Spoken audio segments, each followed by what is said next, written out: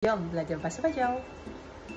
Patang, gelap, telak, terang, uran, hujan, beriu, angin, temparik, kilat, guntur, guruh, goyak, ombak, suang, sungai, sediungus, pantai, lenglau, petang, songom, malam, tengah bangi, tengah malam, sajuk bana, sejuk betul, panas bana, panas betul, nongot, berpeluh, debuit, semalam, dembang itu, hari ini.